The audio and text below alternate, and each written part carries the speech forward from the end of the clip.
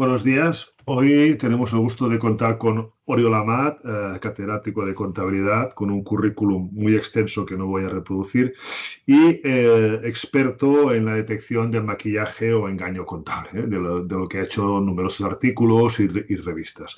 Así que, dicho la pequeña introducción del tema que vamos a hablar, doy palabra a Oriol para que nos ayude a este proceso en la detección del fraude en las cuentas de las empresas. Gracias. Perfecto, muchas gracias. Antes que nada, decir que estamos hablando hoy de un tema muy relevante. Diversos estudios indican que alrededor de un tercio de las empresas cada 2 años tienen este tipo de problema, de fraude, de engaño contable, con consecuencias muy negativas que perjudican a inversores, a accionistas, a la administración pública, etcétera. Por tanto, estamos ante un tema relevante. Muy bien, yo quería hacer este tema, la orientación de este fraude contable, de este maquillaje. Yo creo que podríamos diferenciar entre pequeñas y grandes empresas, la motivación, ¿no? O sea, ¿cuál es la motivación para que una sociedad vaya a hacer un fraude contable, vaya a maquillar sus cuentas, ¿no? Creo que si separamos entre pymes y grandes empresas, sus motivaciones en algunos casos coincidirán, pero en algunos casos serán divergentes, ¿no? Totalmente. Cada fraude tiene motivaciones diferentes, pero generalizando podríamos decir que a la gran empresa esencialmente cotizada, cuando observamos los fraudes, los engaños que se han producido en los últimos años, vemos que se trata de compañías en las que el equipo directivo o alguna persona en concreto lo que quería era mostrar una realidad mejor de la que tenía la compañía, unos beneficios mayores, menor deuda, lo que seguramente perseguiría un incremento de la cotización y eso posiblemente estaría ligado a bonus, sistemas de incentivos de esos directivos que querían, digamos, percibir más incentivos de los que les hubiese tocado si la información no se hubiese manipulado. En cambio, como decías muy bien, en el caso de las pymes, sobre todo pymes familiares, a veces el engaño persigue un objetivo de tipo fiscal, es decir, pagar menos impuestos. Esto, por supuesto, es una generalización. También nos podemos encontrar con pymes, incluso grandes empresas, que manipulan las cifras para hacerlas más bonitas, más beneficios, menos deuda, para conseguir financiación bancaria, por ejemplo. Por tanto, puede haber implicaciones diferentes en cada caso, pero entre pymes y gran empresa cotizada, la gran diferenciación sería un poco la que he comentado, creo. Entonces, lo que en el caso de las sociedades que están buscando una mejor fotografía, una mejor situación, ¿no? Delante de su situación económica, hay un riesgo importantísimo, porque si realmente estas sociedades maquillan las cuentas y consiguen financiación que no se daría en otras circunstancias, pueden llevar a hacer un efecto arrastre a otras sociedades, ¿no? Y entramos en un proceso continuo que sería el proceso continuo de arrastre en pérdidas, ¿no? De una sociedad a otra, ¿no? Totalmente. Cuando una sociedad engaña, genera información engañosa, haciendo ver que su situación es mucho mejor de la que realmente es, esto puede perjudicar, por supuesto, como decías, a las entidades de crédito que les dan financiación que si no hubiesen engañado, a lo mejor no se lo hubiesen dado. Por tanto, habrán dado un préstamo que seguramente tiene más probabilidad de que no se pague en su día, con lo cual puede perjudicar mucho a la entidad financiera y por tanto a los acreedores de esa compañía. Por otro lado, si el engaño se hace por motivos fiscales, estamos perjudicando a Hacienda. En cualquier caso, todos los engaños a quien perjudican siempre es a los accionistas, porque a la que se descubre el engaño, hay muchos estudios que demuestran y muchos casos prácticos que ponen de manifiesto que cuando se descubre el engaño, las pérdidas que genera para la compañía en cuanto a sanciones, en cuanto a multas, en cuanto a repercusiones económicas de todo tipo, son muy serias. En el caso de las cotizadas, cuando se descubren los engaños, la cotización se hunde. Hay compañías que han llegado a desaparecer al descubrirse el engaño. Por tanto, las consecuencias económicas de los engaños son letales y por eso pues, es muy importante detectarlas cuanto antes.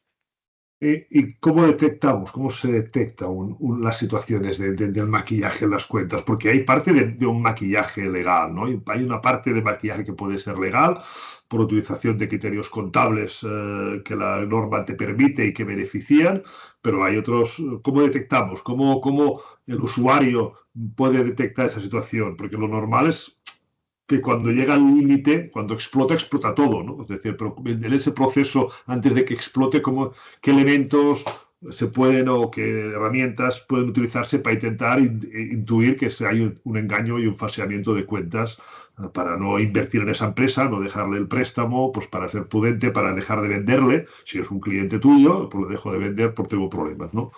Que este es el riesgo que tienen las pequeñas y medianas empresas, ¿no? Estás vendiendo con confianza de que vas a poder cobrar a un tercero que te está a lo mejor engañando. ¿Hay un elemento, así que sea fácil para identificar o... Tal como dices muy bien, hemos de diferenciar entre un engaño que es legal, a lo mejor éticamente será cuestionable, pero puede ser legal. Hemos de diferenciarlo de lo que sería un engaño ilegal.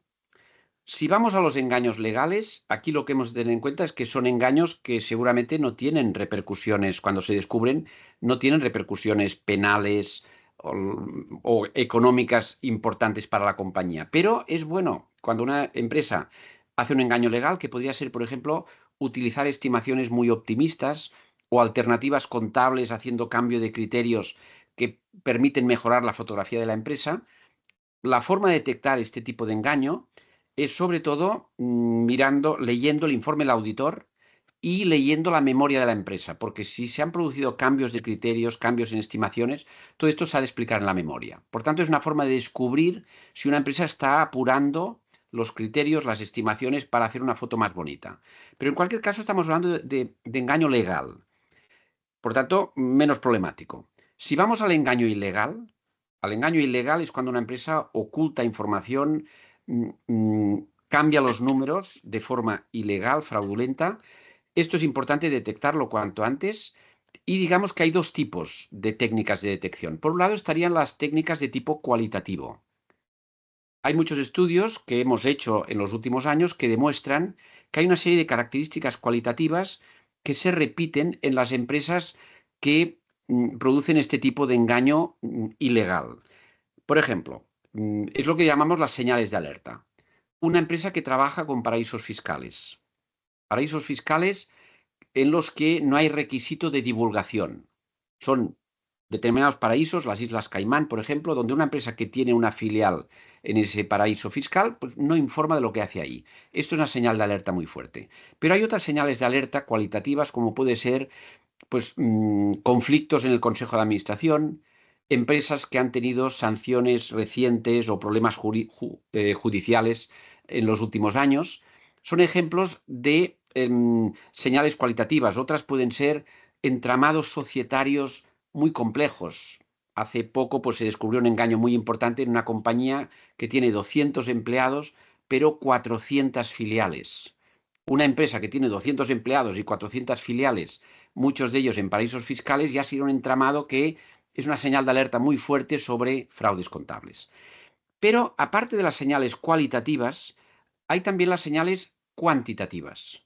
Y las señales cuantitativas hoy en día, con el uso de la IA, de la inteligencia artificial, se pueden detectar más fácilmente. Señales cuantitativas serían empresas en las que se producen variaciones muy importantes y digamos, sin explicación clara, variaciones muy importantes en determinadas partidas de las cuentas anuales, por ejemplo, saldos de existencia, saldos de clientes, saldos de proveedores, por tanto, variaciones muy importantes, empresas en las que no cuadra lo que dice la caja con, con la evolución del beneficio, por tanto, incoherencias entre beneficio y caja, empresas en las que se produce un incremento muy fuerte del endeudamiento, empresas en las que se producen variaciones poco claras en partidas clave como los deterioros, las amortizaciones, las provisiones, empresas en las que se hacen estimaciones de ingresos, por ejemplo, que no tengan mucha lógica.